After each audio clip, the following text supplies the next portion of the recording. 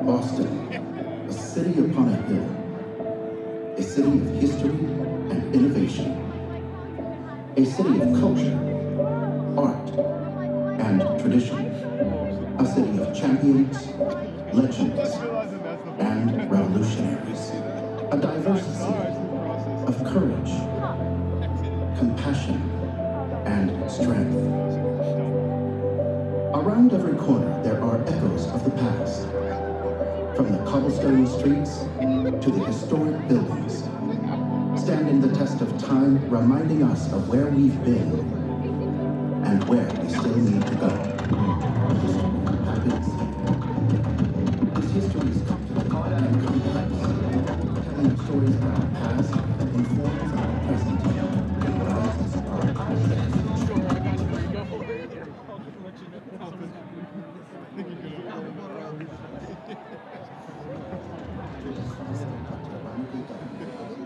A moment that went far beyond tea and taxation.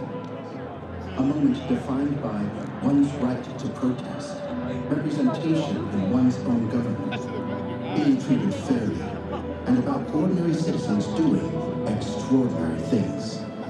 The Boston Tea Party. A moment that sent America down the road to revolution. In 2023, Boston has commemorated the 250th anniversary of this iconic moment that forever changed the course of American history.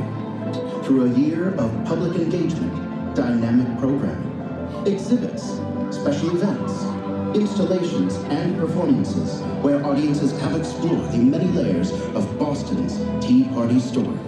The year of commemorations has featured unprecedented levels of collaboration between organizations across Boston and the Commonwealth of Massachusetts, including museums, schools, historical organizations, as well as Boston's arts, tourism, and hospitality industries. This commemorative year will culminate in the grand-scale reenactment of the Boston Tea Party on the 250th anniversary, December 16, 2023. This world-class public event will take place at the very locations where the Boston Tea Party occurred 2.5 centuries before. History happens here, and will happen here again. Be part of that history and commemorate Boston's Tea Party legacy as an inspiration to generations of people around the world. Be history. Be here. Be Boston.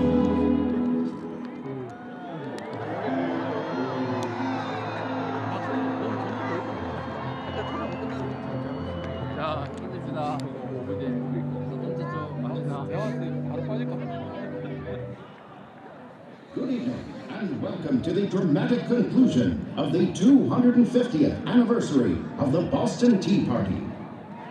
The reenactment will begin momentarily.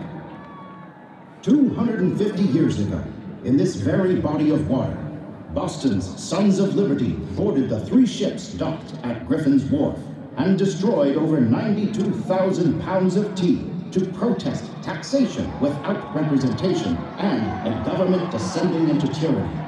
Tonight's presentation includes anecdotes and first-person accounts of the Boston Tea Party that played out over 3 to 3.5 hours on the evening of December 16, 1773. Tonight, we commemorate the single most important event leading up to the American Revolution. And now, please direct your attention to the large video screens. Hi everyone, I'm Governor Moore. On November 28, 1773, Captain Hall's vessel, the Dartmouth, arrived in Boston Harbor carrying the East India Company tea. Nestled amongst the cargo, alongside the pernicious weed, as some had come to call it, were copies of my newly published poetry. Poems on various subjects, religious and moral. I recently traveled to London to secure a publisher for my work, and upon my return, I was manumitted by my family, John and my mistress, Susanna Weekly. Gaining my freedom while so many remain in bondage, and as people in our town and throughout the colonies clamor for their liberties and their freedoms, likening their struggle to our own, Though our fight may not be the same, we all share the same desire to be treated fairly and equally. And with the passage of the Tea Act earlier in this year, many here on American soil feel as though this latest act of parliamentary taxation has simply gone too far. Now, the town has been anticipating the tea's arrival for some time now, and of course, since Mr. Hancock's ship Haley arrived 1 month ago on November 17th, with news that the tea-laden vessels were but weeks or even days behind. The fervor of the townspeople had even overtaken my own church, the Old South Meeting House. It is almost incomprehensible to me that 5,000 men could fit inside such a space earlier this evening. A Sunday sermon could hardly fit all at one time.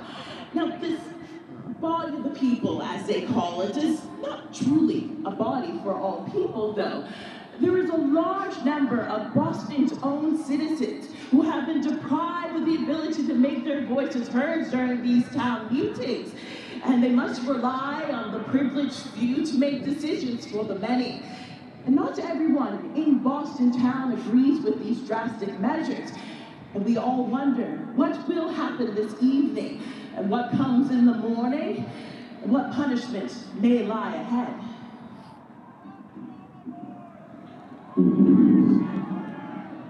The men have just come from a massive meeting of the body of the people to make united resistance against this detested tea sent to our shores only a few weeks ago. And that meeting's resolution was that the tea shall not be landed. Huzzah! Huzzah! And now, scores of citizens make their way here to Griffin's Wharf, as we've been guarding these vessels for several weeks with no resolution in sight. Now is the time for the voices of all Americans to be heard. Huzzah! Huzzah! The body of the people sought an end to this tea crisis.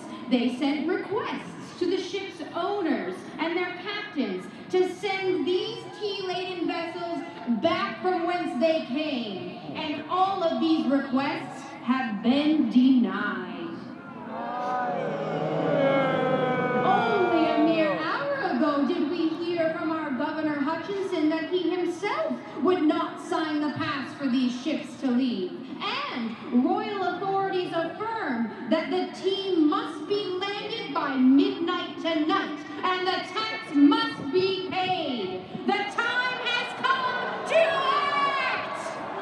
Yeah! 340 chests of East India Company tea are contained in those 3 ships currently docked at Griffin's Wharf: the Dartmouth, the Eleanor, and the Beaver. The men were divided into 3 parties, and each ordered to destroy the tea aboard each vessel. Admiral Montague's armed ships of war, the active Kingfisher and Captain, lie at the ready. Now, this destruction of the tea is an act of treason, punishable by death. My sister-in-law, Anne, and I, we did our utmost to disguise our husbands and my brothers. We put cloaks and blankets over their outerwear and smeared a bit of lampblack or soot on their faces to disguise their features. Their safety was paramount. We sent them out into the night, not knowing if they would return safely to us. They would join the ranks of men of all trades and stations to protest this latest act of parliamentary taxation. They knew they needed to act. Boston Harbor, a teapot tonight! Huzzah!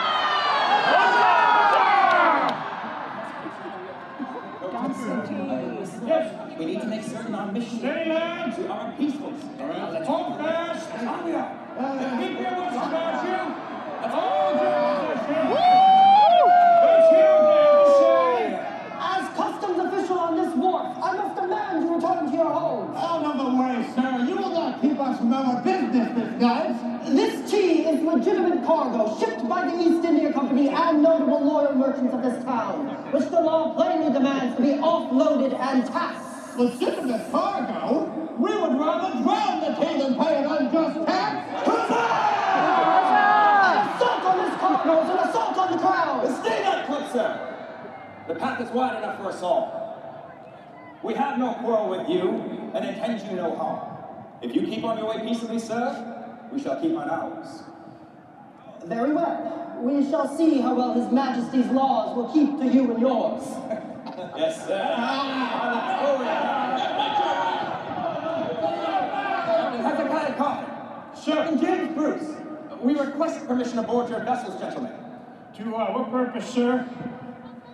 Captain Bruce has been under your watch for nearly a fortnight at this wharf. I'm obliged to tell you this vessel had been stricken with a pox. Just yesterday you walked in from hospital at Rainford's Island. Gentlemen, it is the tea we want, and the tea we shall have. I beg of you to not damage this cargo. The chests of tea are covered in goods belonging to various merchants in this town. Merchants who I have an obligation to. Goods which cannot be damaged. Captain Coffin's vessel is fully loaded, and his situation, I'm sure, is tantamount to mine, as is Captain Hall's vessel, just on the other side of this wharf. If we allow you to come aboard, sir, I do have your word, sir. No harm will come to the other cargo aboard our vessels, don't we? You do indeed, sir. You mariners continue to your quarters quietly and do not prevent us from our office. Not one article of your other goods shall fall to harm. You have our word on that. Very well. Permission granted. Jethro, crew, secure the lines. Jethro, kindly go to my hold and retrieve the keys.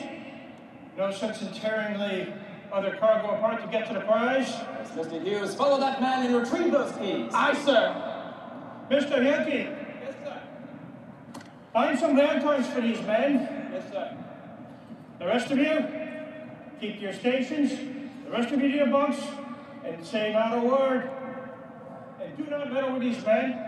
However, if you feel so compelled, or it is requested, assist them in their duties. Yeah. Captain Pitts, we have the keys. Very well, then. And now, then, where are my Northanders? Mr. Ingersoll, Mr. Burton, Mr. Noel, you men know your way around this ship. Rig up some tackle. Yes, sir. Yes. You men there, go down the forehatch and prep the tea for hoisting. Mr. Hughes, open this hold. And the lot of you, amidships now! Huzzah! Steady, lads. Remember our mission. Here.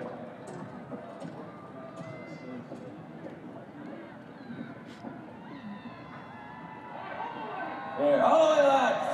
Here! Yes. Steady! Here! Be careful.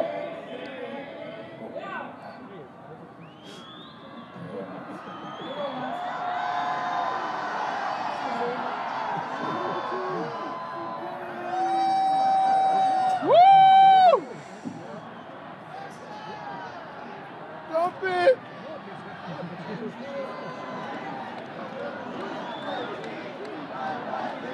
Dump that tea! Dump that tea! Lord North, most detested ministers make us all subjects and vassals of a greedy monarchy. And this tea is the tool they use to deprive us of our natural rights as Englishmen. So let them hear us now.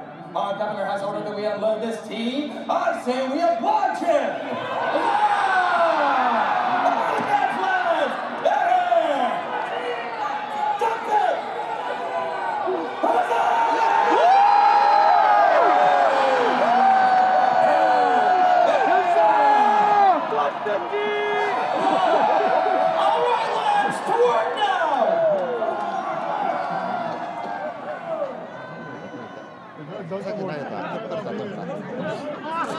All the way out! All the way out! Get rid of that tea! Dump the tea! Dump that tea! Dump that tea! Dump that tea! Dump that tea! City company what we think of their tea! Let's get on these lads.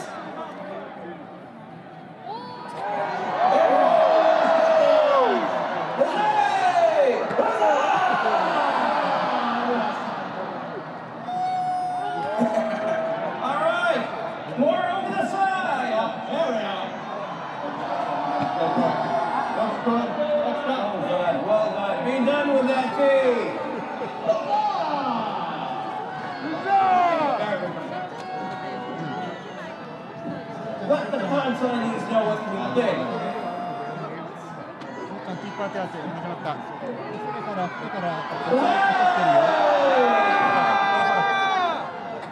ら、お茶落としてる。お茶落としてるよ。ほら見て。す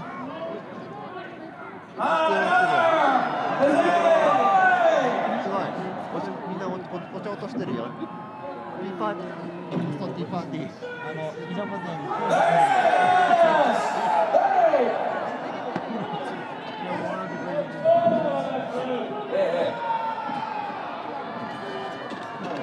Send it over!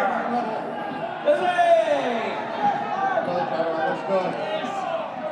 Excellent.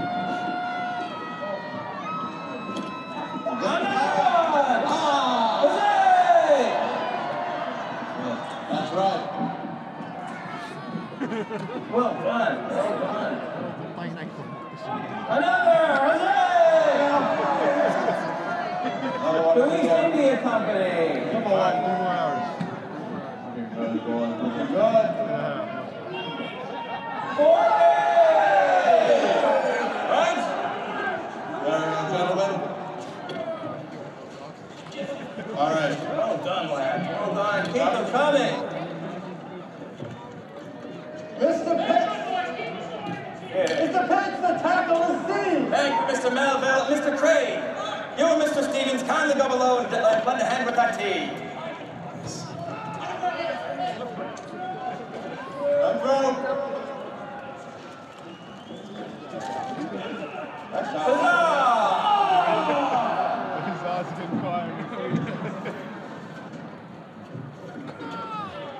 Bring her up. I want tea for the fishes, guys. Very good.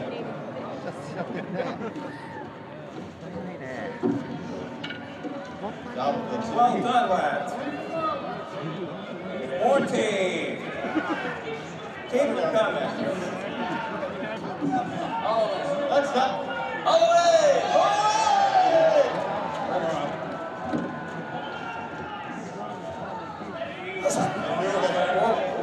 Hey, guys. Easy. Whoa, whoa!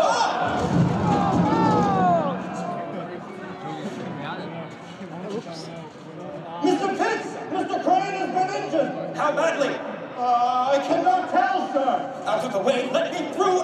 Is he alive? Oh, he appears to have been struck in the head! Damn it all! You men there quickly. Get that man out of the cold!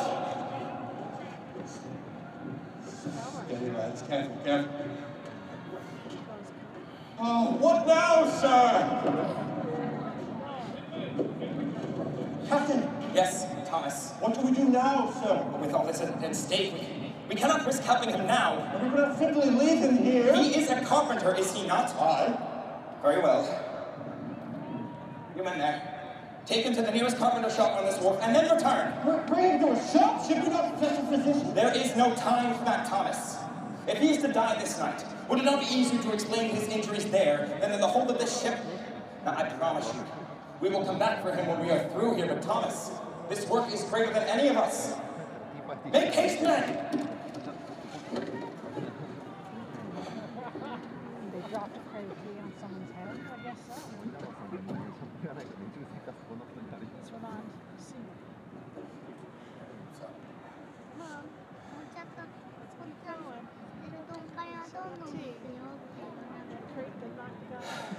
All right, come now, lads. Each of you has a job to do. Let's keep going. And perform it we shall. Huzzah! Retain our lines and secure those chests safely, and the rest of you back to work. Huzzah! This. Now the report from the other two vessels. What is the word?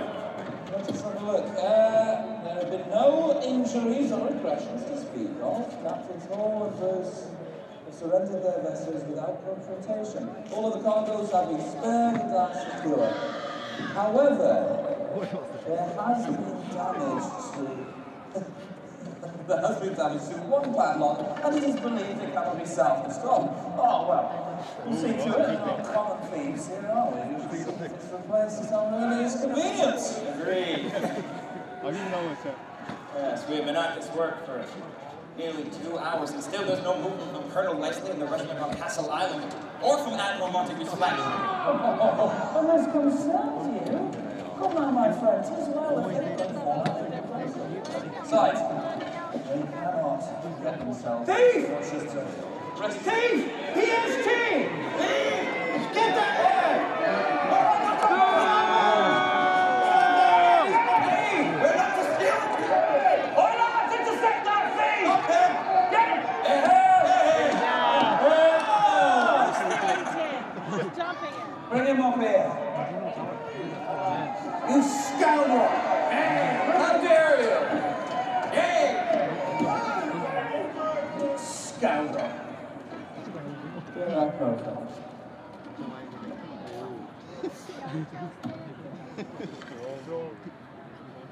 Mr. Melville!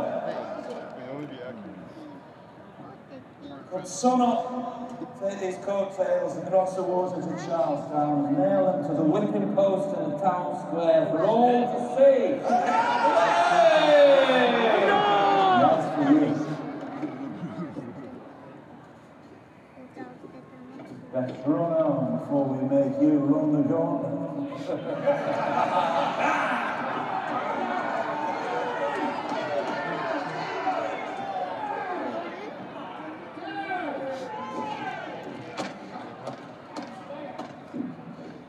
Mr. Revere, it does me good to see you here with us tonight. Where else would I Quite right. be? We must see this through to the last leaf. None of this team has survived tonight. We're going to be needing brooms and brushes, as well as hatchets tonight. Right. The deck should be made clean. Find the mate to procure those brooms. Gentlemen, none of this tea must survive tonight. Empty the contents from your hats and your shoes over the railing, and then we shall sweep the ship from fore to aft.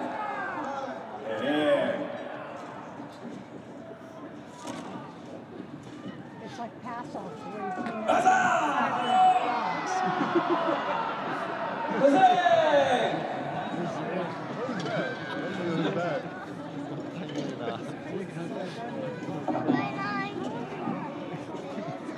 They have a plan. I guess so. Refer to their website. Don't be concerned. At least it's going up. They've thought it through carefully.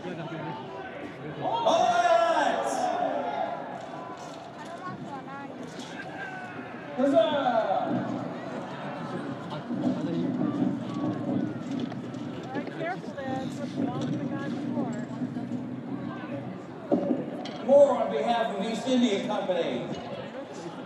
Huzzay! More! Not one chest left. He ended up on that window. 60! Take!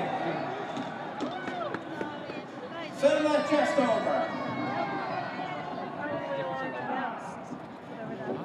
Huzzay!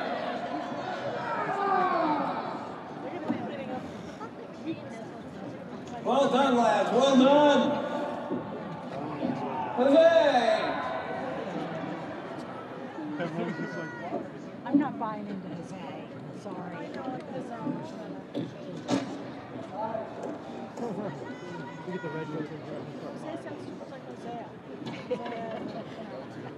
Huzzay!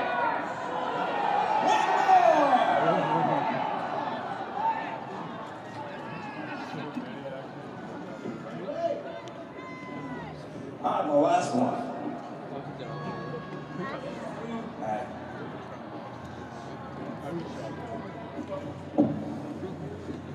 Mr. Revere, you do the honors, sir. It would be my privilege. Hell yeah!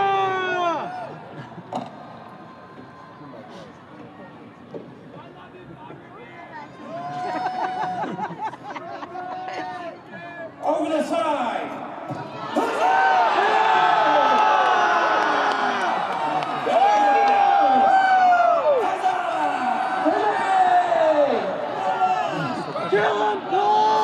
Thank you.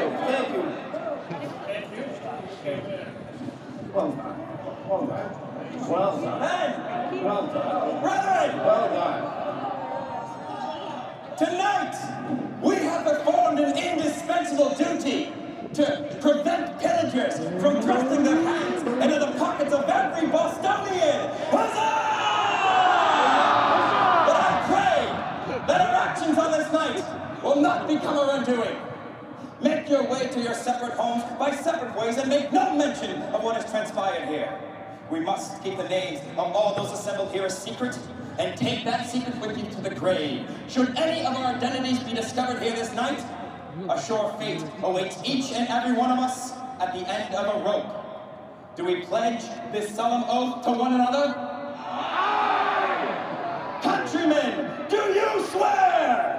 Aye! Then keep this secret for yourselves, for your families, and for our country!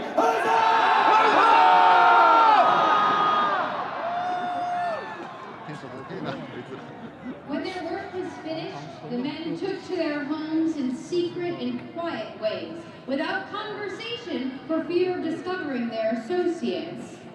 As I awaited anxiously for the return of my husband, John Fulton, and my 4 brothers, Nathaniel, Thomas, Josiah, and David Bradley, a kettle of water sat on the fire, ready to erase any of that lampblack or soot disguise that my sister-in-law Anne and I had applied only hours prior. There was a feeling that we had crossed a threshold. As Sarah and I scrubbed clean the veil of their actions, there was an understanding among us all that we would keep this night a secret and risk the consequences of our actions. December 16th, 1773 was one of the quietest nights in Boston that I can remember. But that quiet would soon be disrupted. No! Oh my God, Sarah. You so-called sons of liberty! You are a fine, blessed evening, and heaven! But come now! You are the head of midnight! Come of grace! In the name of His Majesty King George III, I order you and your men to occupy this town!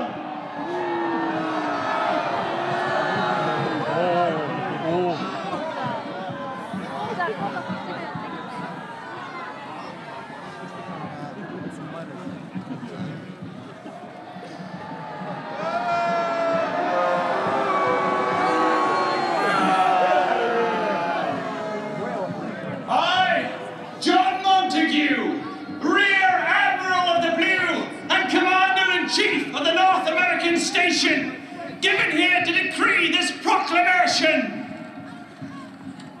Whereas dangerous commotions and insurrections have been fomented and raised in the town of Boston in the province of Massachusetts Bay in New England by diverse, ill-affected persons, to the subversion of His Majesty's government and to the utter destruction of the public peace and good order of the said town, in which commotions and insurrections certain valuable cargoes of teas, being the property of the East India Company and on board certain vessels lying within the bay or harbour of Boston, were seized and destroyed.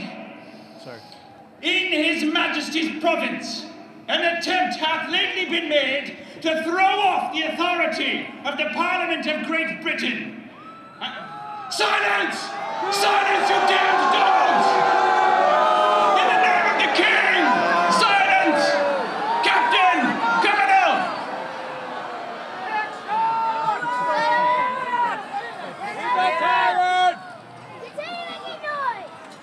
Silence, you dogs!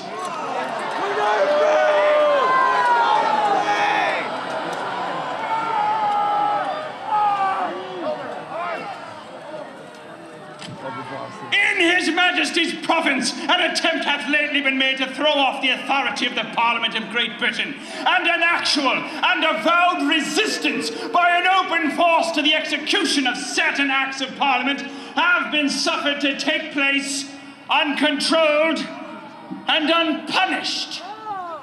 Be it enacted, the port of Boston is hereby closed. It be unlawful for any persons or persons to put off from any wharf or any other place in the port of the town of Boston, and any such goods taken from any wharf shall be forfeited and lost. Silence! In the present disordered state of this province of Massachusetts Bay, it is of the utmost importance to the re-establishment of lawful authority. Signed by royal order, His Majesty King George III. God save the King!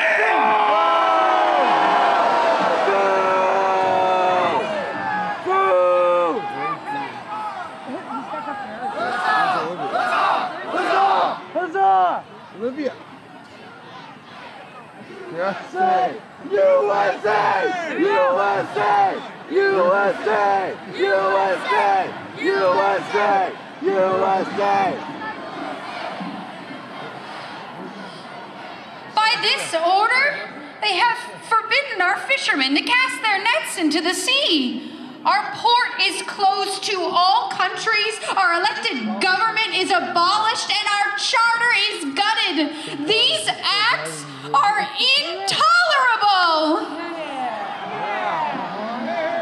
Boston has been impoverished. Many of us have fled to the countryside for our safety. Our governor, Thomas Hutchinson, has been replaced by Military General Thomas Gage. And 4,000 troops are now stationed here within our city, within our homes, and within our places of worship. General Burgoyne's troops have nearly desecrated Old South Meeting House, a building that once quaked with the words of Adams and Otis, Hancock and Warren, has been reduced to a stable for horses. This town is now suffering the stroke of vengeance against a common cause for America! Huzzah! These entire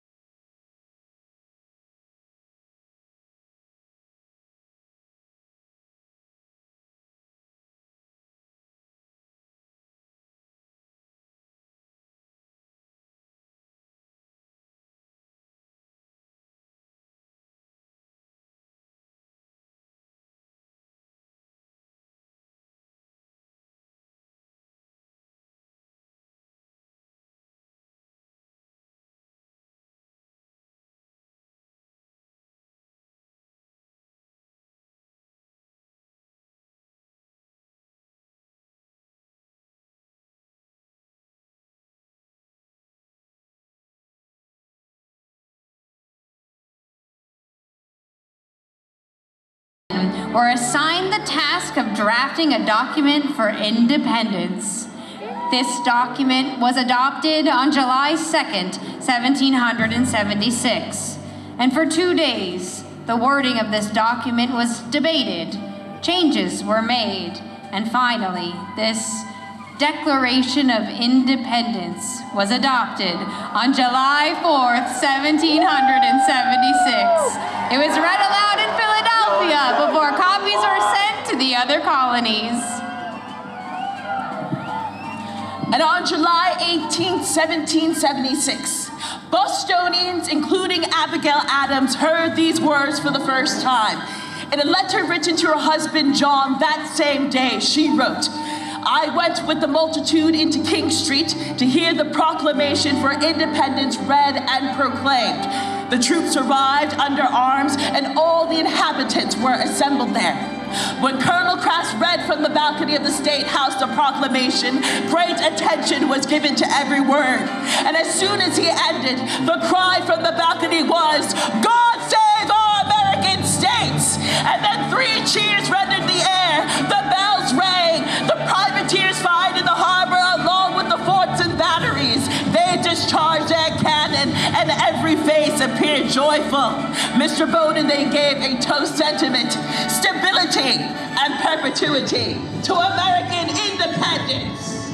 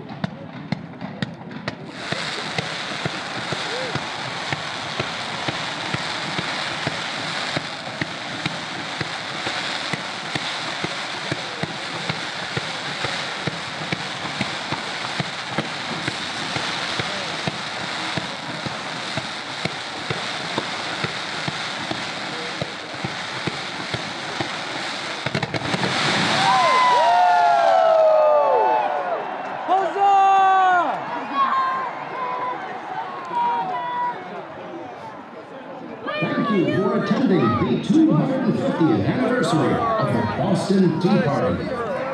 This anniversary event would not have been possible without the generous support of our sponsors and event partners. Meet Boston, Massport, America. Historic Tours of America. The Intercontinental